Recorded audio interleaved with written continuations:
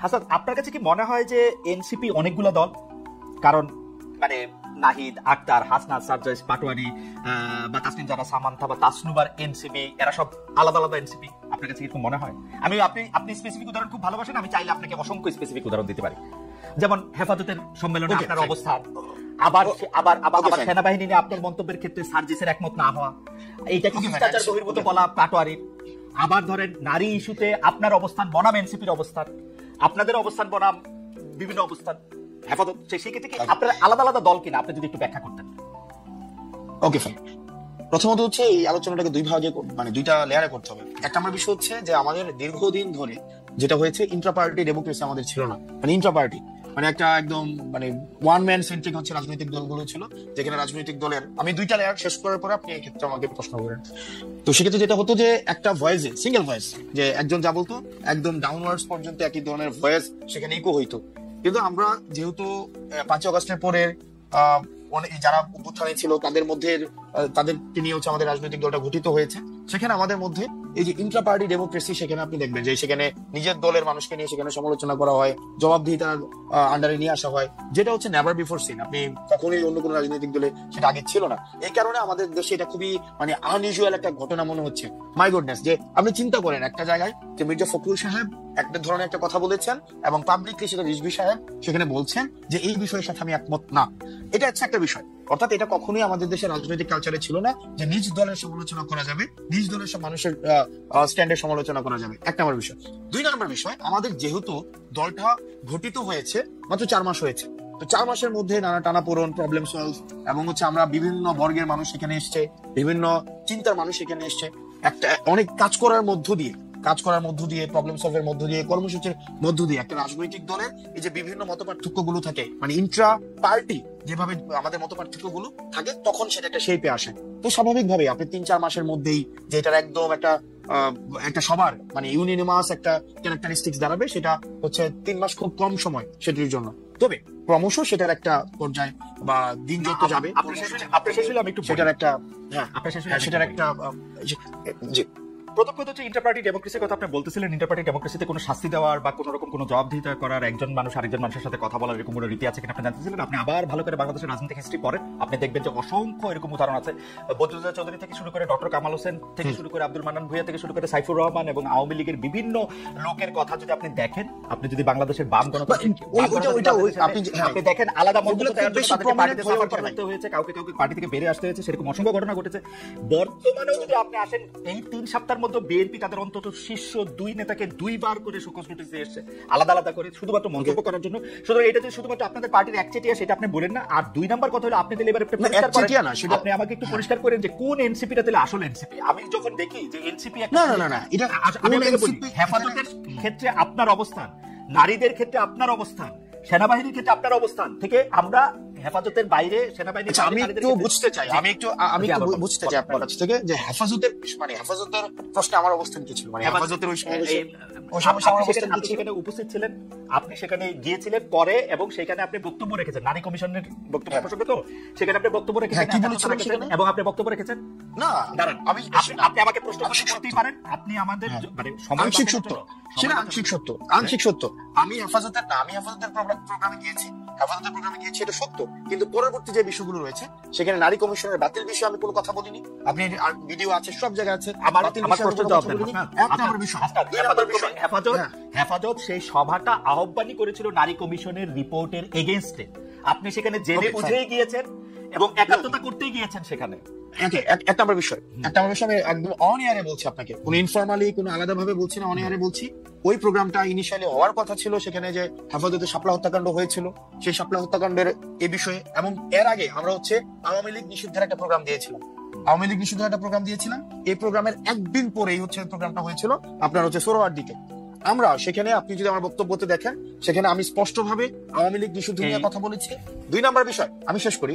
2 নম্বর বিষয়, সেখানে নারী কমিশনের যে বিষয়, সেখানে আমি কমিশন বাতিল বিষয়ে আমি কোনো কথা বলিনি।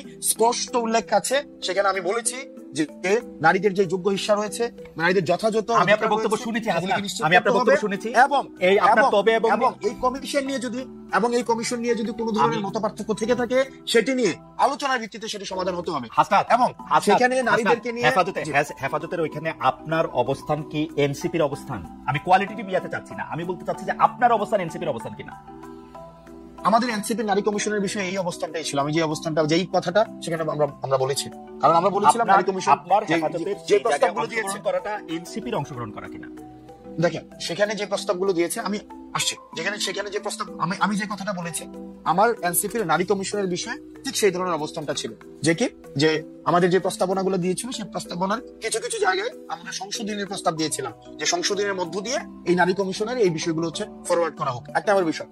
2 নম্বর বিষয় হচ্ছে ওখানের উপস্থিতির যে বিষয়টি, সেটি হচ্ছে যে তখন সব রাজনৈতিক দলের, আমাদের হেফাজতের যারা আছেন সব রাজনৈতিক দলকেই তারা দাওয়াত দিয়েছিল।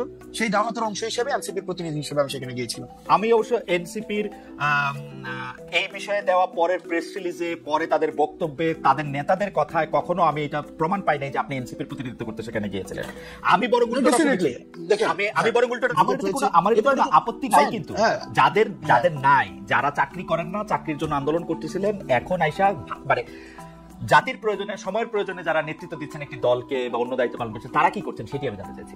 তাদের ব্যক্তিগত থেকে সাহায্য করা হচ্ছে কিনা বা টাকা দেওয়া হচ্ছে। একটা জিনিস দেখেন, সাংগঠনিক খরচের দায় দল নেয়। একটা রাজনীতিবিদ সাংগঠনিক যে খরচটা করবে সেটা তো আপনার দল থেকে সেটা ব্যয়ভার বহন করা হয়। আমি কোথাও জায়গায় সফরে গেলাম, কোন একটা মিটিং অ্যারেঞ্জ করলাম, কোন একটা কর্মসূচি বাস্তবায়ন করলাম, এটা আমার দল দিবে। সে বেকার হোক, সে কিছু করুক আর না করে, এটা কিন্তু দল দিচ্ছে। এখন তার ব্যক্তি পরিসরের খরচ সেটা সে কিভাবে সংস্থান করে, সেটা তার বাবা দিচ্ছে নাকি সে নিজে করছে, বা তার পারিবারিক সেই ধরনের সংস্থান রয়েছে কিনা, সেটা ব্যক্তি জানবেন। আমার মনে হয় যে আপনাদের দলের যে আহ্বায়ক আছেন, যে সদস্য সচিব আছেন, তারা কি করে আসলে মানে তারা তো দুইজনই, তারা প্রায় চাকরি শুরু করেন নাই, ছাত্র ছিলেন, তেমন ব্যবসার সাথে যুক্ত ছিলেন না, আমরা জানি। তারা কি করছে, এটি যদি সামনে আসতো, আমাদের তরুণরা এক ধরনের সেটা নিয়ে ভিন্ন, সেটা নিয়ে কথা হতে পারে, কিন্তু আমাদের সাংগঠনিক যে খরচ, আমাদের সাংগঠনিক খরচের কথা আমি জানতে চাইছি না, আমি জানতে চাইছি রাজনীতি করার ক্ষেত্রে নতুন রাজনৈতিক দলের নেতৃবৃন্দ আসলে কিভাবে, কার বাসার বাজার কিভাবে হয়, কার বাসার বাজার কিভাবে হয়। ওনারা তো একদম যে ওনারা সিঙ্গেল সবকিছু ডিল করে বিষয়টা এমন, ওদের ফ্যামিলি সদস্য রয়েছে, ওনাদের পরিবারের সদস্য রয়েছে, নিশ্চয়ই সেটা ওনারা ভালো বলতে। আচ্ছা ঠিক আছে, আপনাদের পার্টিতে পূর্ণাঙ্গ কমিটি বলতে আমরা যেটা বুঝি, সভাপতি, সাধারণ সম্পাদক, যার কথা বলেছেন, সেটি কবে আসবে? আপনারা কি এই জায়গাগুলি ফাঁকা রাখছেন উপদেষ্টা মাহফুজ এবং উপদেষ্টা আসিফ ফিরে যেন আসলে সেটি হয়, সেটির জন্য না এখনো কেন আহ্বায়ক কমিটি? না, আপনি উপদেষ্টা মাহফুজ, উপদেষ্টা আসিফ, ওনারা যে আমাদের পার্টিতে আসবে বা আদৌ রাজনীতি করবে কি করবে না, সেই সিদ্ধান্ত ওনাদের। এমনও তো হতে পারে ওনারা অন্য রাজনৈতিক দলে যেতে পারেন, এটা ওনাদের সিদ্ধান্ত, যে ওনাদের মতো করে আসলে এটা হবে। আমরা কি কোনো কাজ, এটা এক ধরনের রং পারসেপশন, এটা সম্পূর্ণ রং পারসেপশন। মানে এবং আমি আপনাকে এটা রং পারসেপশন, ওনারা তো আপনাদেরই মানে ভাই, বন্ধু, সহযোদ্ধা, সহনাগরিক। ওনারা কি, আমি জিজ্ঞেস করতে চাই, ওনারা কি এনসিপির প্রতিনিধিত্ব করছে সরকারে? আমার কাছে এনসিপির তো তখন জন্ম হয় নাই, যখন তারা সরকারে গেছিলেন। আমার কাছে মনে হয় ওনাদের প্রতিনিধিত্ব করতেছে, এটা একটা, আমার কাছে মনে হয় ওনারা আর আপনারা একই লোক। কেমনে মনে হয়? কারণ সকল কথায়, সকল আচরণে আপনারা সরকারকে ডিফেন্ড করেন, সরকারের যতটুকু অংশ, 2 উপদেষ্টা, ছাত্র উপদেষ্টা আপনাদের আছেন, তাদেরকে ডিফেন্ড করেন, তারা আপনাদেরকে ডিফেন্ড করেন। আমরা কেমনে সরকারকে, না আপনারা সরকারের যতটুকু, আপনারা সরকারের সমালোচনা করেন, না যতটুকু দেখেন, হ্যাঁ সরকার যতটুকু উপদেষ্টা দুজনকে বাদ দিয়ে আপনারা সমালোচনা করেন সরকারকে। না, উপদেষ্টা দুজনকে বাদ দিয়ে কিভাবে? তারা ছাত্র, দেখেন বেশিরভাগ ক্ষেত্রে আমার, তারপরে যে 2 জন উপদেষ্টা বা আমাদের পার্টির আর 2 জন উপদেষ্টার কথা যদি কোনো ক্ষেত্রে মিলে, তো সেক্ষেত্রে খুব স্বাভাবিক না বিষয়টা, কারণ আমরা তো ছাত্র প্রতিনিধি হিসেবে ওনারা সেখানে গিয়েছিলাম। এখন মিলে যাওয়ার মানে আমরা দেখেন, আমরা 3 জন ছাত্র উপদেষ্টা পেয়েছিলাম, আমি স্পেসিফিক বলি, আমরা 3 জন ছাত্র উপদেষ্টা পেয়েছিলাম। একজন ছাত্র উপদেষ্টা সেই দলের আহ্বায়ক হয়েছেন, 2 ছাত্র উপদেষ্টা আলাদা রয়েছেন। এই 2 ছাত্র উপদেষ্টা যখন কোনো সরকারি কাজে সম্পৃক্ত হন, রাষ্ট্রীয় কোনো যখন সিদ্ধান্ত নেন, আমরা দেখা যায় এনসিপি একই সূত্রে কথা বলে। যেমন ধরা যাক, দক্ষিণ ঢাকা নিয়ে মেয়র কে হবেন, ইশাক হবেন নাকি অন্য কেউ হবেন, সেটা উপদেষ্টা আসিফ এবং এনসিপির কথা পুরোপুরি মিলে যায়। স্পেসিফিক যদি আরো উদাহরণ চান, তাহলে আমি এরকম বলতে পারি যে কোনো একটা জায়গায় গিয়ে দেখেন, উপদেষ্টা আসিফ যদি একটা সঠিক পজিশন নেন, একটা রাইট পজিশন নেয় কোন একটা বিষয়, যে কোন উপদেষ্টা, তো সেক্ষেত্রে এই পজিশনটাকে যদি আমরা এটাকে আবার না, কিন্তু বিষয়টা হচ্ছে কোনো রং পজিশন যদি নেয়, সেটাকে ব্লাইন্ডলি যদি কখনো এটাকে এন্ডোর্স করতাম, তাহলে সেই বিষয়টা হচ্ছে আপনি বলতে পারতেন যে আমরা হচ্ছে ওনারা আমাদের প্রতিনিধিত্ব করছে। এই পর্যন্ত রাইট পজিশন, এই পর্যন্ত দুইজন উপদেষ্টা যে কোনো সবগুলি রাইট পজিশন নিয়েছেন। না না, যে সবগুলো রাইট পজিশন নিয়েছে, মানে আপনি স্পেসিফিক বলেন। না আমি স্পেসিফিক বলবো না, এবার আপনি স্পেসিফিক বলেন আব্দুল্লাহ, আপনি এবার স্পেসিফিক বলেন। না সবগুলো তো রাইট। এইবার আপনি বলেন যে ওনাদের এইবার আপনারা বলেন যে সবগুলো রাইট নাই তো। এইবার আপনারা বলেন যে এই উপদেষ্টাদের মধ্যে কোন কাজের আপনারা সমালোচনা করেছেন? এই দুই উপদেষ্টা দেখেন, আমরা শুরু থেকে বলছি, দেখেন এই দুই উপদেষ্টার কাজ কি। এক নাম্বার হচ্ছে আমাদের যে মাহফুজ আব্দুল্লাহর কাজ হচ্ছে আমাদের এই যে মিডিয়া, তারপরে হচ্ছে তথ্য প্রযুক্তি মন্ত্রণালয় উনি দেখেন। আমরা কিন্তু বারবার বলে আসছি, যেমন মিডিয়া নিয়ে আমরা বারবার করে বলে আসছি যে দুইজন আমাদের ছিলেন, একজন নাহিদ ছিলেন এবং মাহফুজ আব্দুল্লাহ ছিলেন। ওনারা কিন্তু ফেল করছে, মাহফুজ আলম ছিলেন, ওনারা ফেল করছে। কারণ এই যে মিডিয়া যেভাবে সন্ত্রাস ম্যানুফ্যাকচার করেছে বা বৈধতা উৎপাদন করেছে, সেটির জন্য প্রয়োজনীয় ব্যবস্থা নেওয়ার দায়িত্ব ছিল, সেটা নিতে পারে নাই। এই কথাগুলো কিন্তু আমরা সবসময় বলে আসছি। এই ব্যাপারে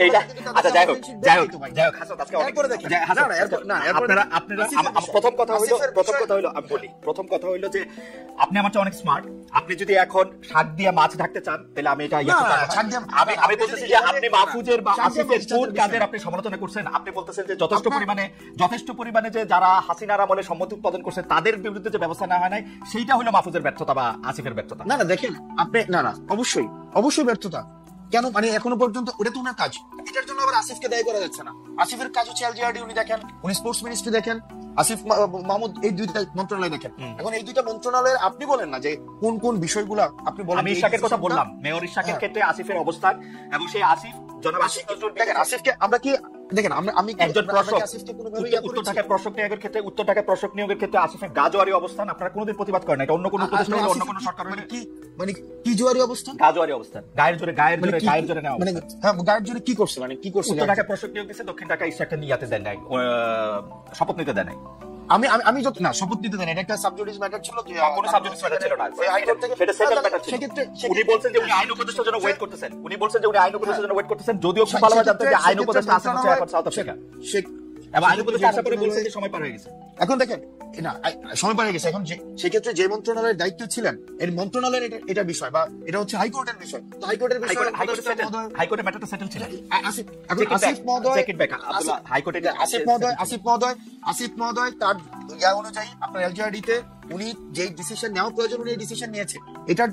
এটার যদি আপনার কোনো ধরনের, আমার প্রশ্ন এটা না, আমার প্রশ্ন এটা না জনাব আব্দুল্লাহ, এইটা আমার প্রশ্নই না। আমার প্রশ্ন হচ্ছে যে আপনারা যৌক্তিকভাবে ওনাদের কাজের কোনো প্রতিবাদ না, আমার ফাইন্ডিংস হচ্ছে না, আপনারা করেন নাই, আমরা বিকল্প করেন নাই, কারণ হচ্ছে আপনারা তাদের কাছে আমরা হচ্ছে এবং এনসিপির জন্য তারা জায়গা খালি রাখছে। দেখেন ওনারা জুলাই গণঅভ্যুত্থানের প্রতিনিধি হিসেবে সেখানে গিয়েছে, ওনারা এনসিপির কোনো প্রতিনিধি হিসেবে সেখানে যায় নাই। যাবে কেন? না তাহলে অথবা কি আমাদের কোনো প্রতিনিধি হিসেবে সেখানে যায় না, যে তাদের সাথে আমাদের বন্ধুত্বের সম্পর্ক এক নম্বর বিষয়। দুই নম্বর বিষয় যেভাবে বলা হচ্ছে যে তাদের জন্য জায়গা খালি করে রাখা হইতেছে, এটা কমপ্লিটলি একটা ভুল ধারণা। আমরা আমাদের সংগঠন আমাদের নিজেদের মতো করে আগাচ্ছে, এবং এটা হচ্ছে আমরা আমাদের নিজেদের মতো করে, যখন হচ্ছে আমাদের কিছুদিন আগে হচ্ছে আমাদের গঠনতন্ত্র আমরা জমা দিয়েছি, কিছুদিন আগে হচ্ছে আমাদের রেজিস্ট্রেশনের বিষয় জমা দিয়েছি। আমরা যখন হচ্ছে কাউন্সিল করে, সেক্ষেত্রে আমাদের পূর্ণাঙ্গ হচ্ছে আমরা কমিটি দিব। সেক্ষেত্রে এটা কে আসছে কে গেছে,